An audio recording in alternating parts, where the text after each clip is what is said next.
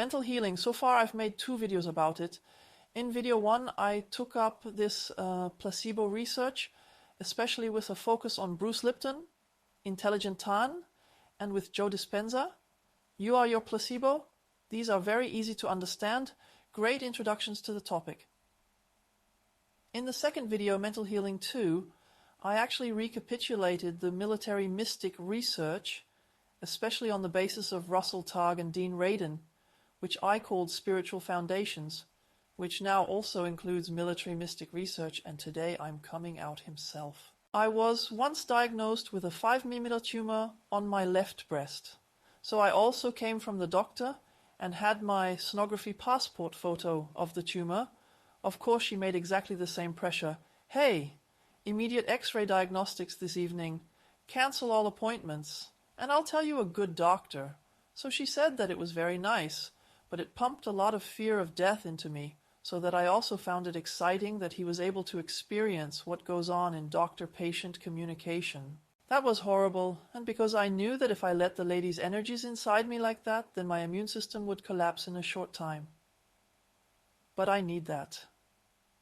And then I spent the whole night, I thought, luckily at some point I fell asleep, meditated on the basic mantra meditation, added my favorite St. Paisios to the back, and thus concentrated on this whole energy side that was really blocked and on the tumor.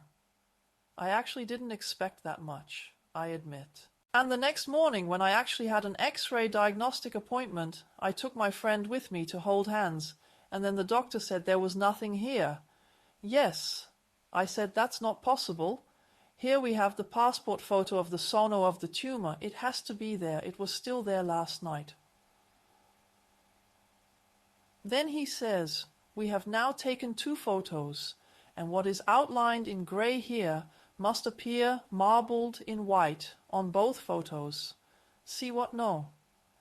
And then I made the mistake and said, I'm also a meditation teacher and I meditated half the night. Could it be that, well, these are the moments when you feel like the ant on the wedding cake. I just left this nice consulting atmosphere or diagnostic shed. My friend was sitting in the waiting room and I just beamed all over my face and exclaimed in my perplexity, "Hey, I think the angels are kidding us. The tumor is gone." That gave me something to think about. It was my inner prelude to thinking about this topic more seriously. So if something unbelievable happens in reality, one could actually take such a thing more seriously from a scientific perspective. And next I said to myself, what else do I want to heal in my body? Since my riding accident in the fall of 2002, I had become a kilo fatter every year and had increasingly excruciating back pain, so that after 10 years I could no longer sit without pain. Because back then I really enjoyed playing the romantic piano on my Steinway grand piano, following the Russian piano school. So it depends very much on physical details. And so this last consolation began to disappear. And if you have chronic back pain, that was awesome. So at night you can stand out. So you ask yourself beforehand, do I really want to turn around or even go to the toilet again at night? Because afterwards you'll be in so much pain that you won't be able to sleep for ages. And of course you only have to use a walker to get to the toilet. It took me 2 hours in the morning to be able to bend down to even tie my shoes. Well, shoes, that's an exaggeration, but put on socks. Sure, I wasn't a fan of this whole spiritual healing area. I was a bit skeptic at first, and then I went to one of the best sports orthopedists in Berlin. An X-ray showed that the disc right above the sacrum is a bit muddy. I think it's called pain at the beginning of movement or something like that. It says yes, in the morning the vertebral bodies touch, then again rheumatoids here, cervical vertebra changes for a moment. I now had a really nice diagnosis that I could have rested on. The treatment plan was to put her in an MRI tube twice a year and then inject painkillers into the spinal canal, and then it would be fine. Well, that wasn't exactly the right prospect for me, because I had already had a lumbar puncture with my hospital contacts after the riding accident, and since then I've had a few stiffened back vertebrae because the commercial fluid removal didn't work so well. I'm not that good at talking to doctors, and now they want to inject again into my spinal canal. Nope. So I said to myself, it can't get any worse. Now I'm going to take it on as a spiritual healer. So you can see with me too, I must be really fed up to say, now I'm going to develop myself further. And then, on the one hand, I had this amazing concentration that you develop in my kind of mantra meditation. It's like a magic wand. So from my point of view, a magic wand is just a tool to create more precise concentration at the tip of the wand. And mantra is something like a magic wand without a magic wand. You will learn how to generate incredible concentration despite all distractions in the middle of everyday life. And those who have been practicing this for a while, i.e., maintaining the concentration point internally non-stop during the day, it's like non-stop Zen. You can use this to mentally say the mantra wherever you have tense muscles. So it's a little different than Joey Dispenza and his self-healing. I said the mantra wherever I had tension in my back and yes, movement system. At first I wasn't feeling well mentally. It's an absolute resomatization boost. That's what I would call it. Namely, others may know it as focusing. So you've now sent a hammer focus energy that goes in, hey presto, you're reading out the data as to why you got tension in the first place. This can then have such an effect on you that you suddenly remember memories of bicycle falls just because you are focused on them. Or that you suddenly, all of a sudden, have such a world-weary feeling just because you focus on it, and perhaps you think of a broken love relationship or some other feeling floods your mind. As a result, my back became nice and soft, and the second main technique I worked with was to have a clear vision of the goal. So instead of my attention, especially when you have chronic pain like this, for me for over 10 years, it became more and more chronic and worse, and I can empathize with you.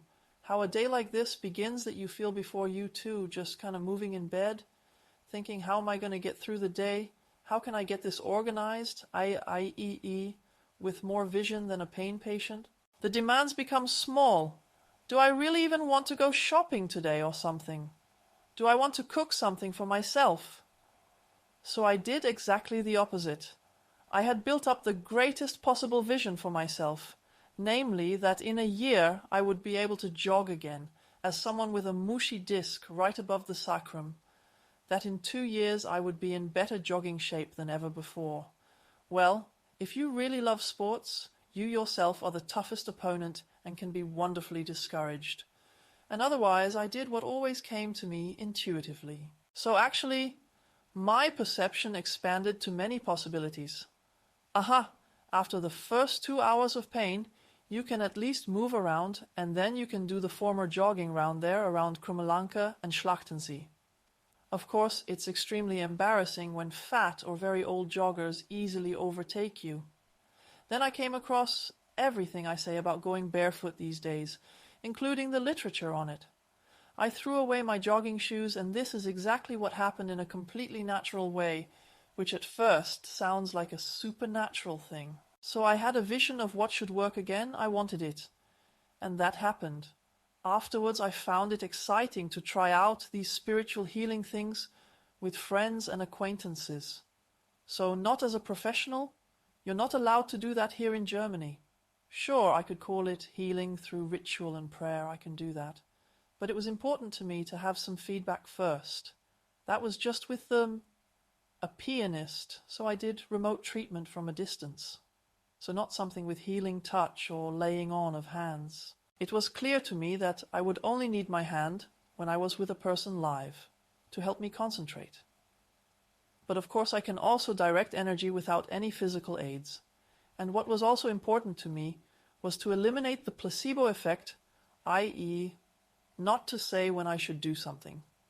and then we simply communicated by phone more often when she noticed something and what was going on again.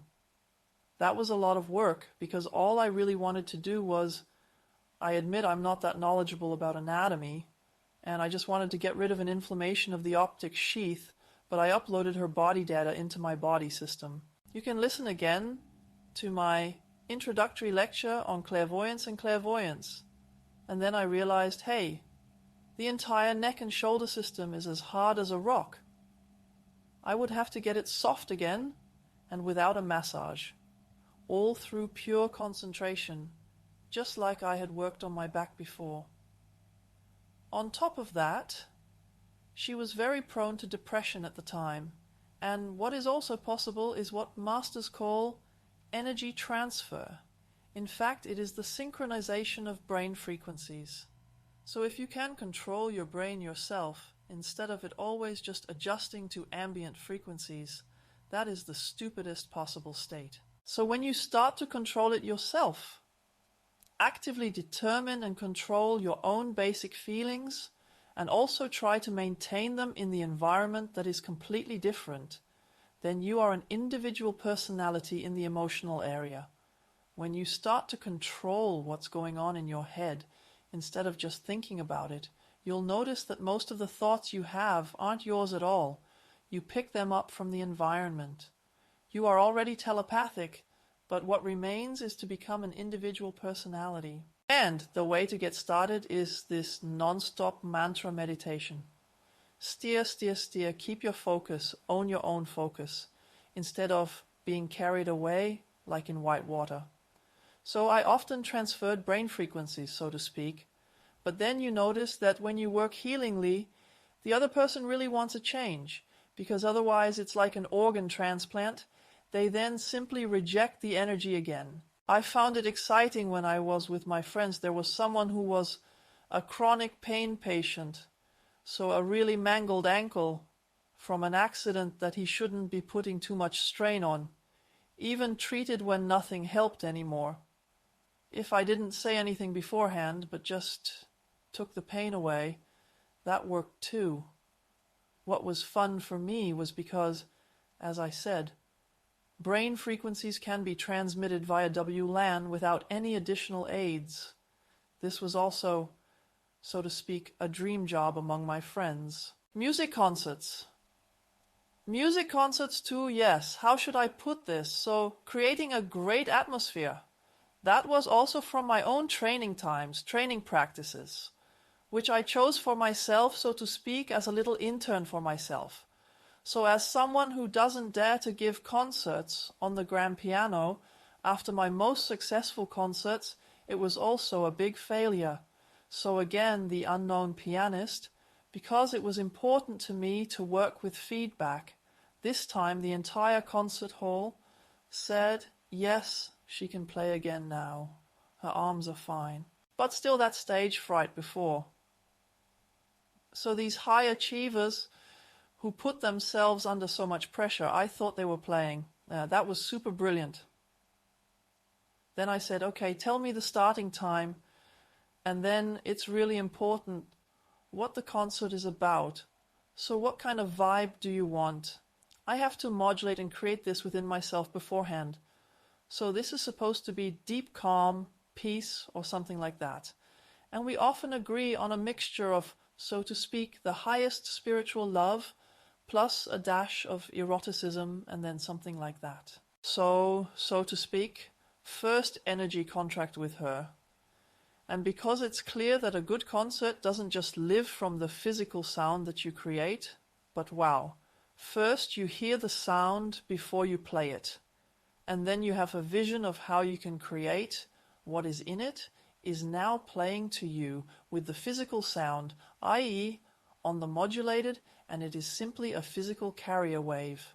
And that's the magic of a concert. And in this respect, I also took over a little bit of help from a distance. People can be connected to the pianist or the artist, whatever they bring in anyway, unless they're just playing something technical. So I have a bit of a concert hall atmosphere took over and thought it was great. I was so praised for it, and as a freshman that I thought, wow, The concert was really well received, and when you get praised like that, that was my worst long-distance concert. I thought, now let's do a great state of unity, a feeling of unity, that is, as an energy transfer. You will notice that a lot of spiritual parts are connected to this energy transfer. So, what information do I send to whom? However long, people who do Reiki will also know this. My pianist played in a trio that was at the music college, also a concert. And then I really gave it a state of unity, and that was a big mistake. This also helped me learn to differentiate between frequency levels, because unity level is where some people criticize me for my Urban Mystics video. Hey, you say it's about having fun in life, but enlightenment, you have nothing to do with fun. Of course, I know Heart Sutra of the Buddhist form is teaching. Teaching is form. Here below is the ephemeral play of forms. The Aeon with Heraclitus is a child who plays. And unity state, that is this pure potential possibilities formless. Nothing, it's formulated like that for Christians. God is present, everything in us is silent. So I went to this super level where all forms liquefy, where there is only pure potential.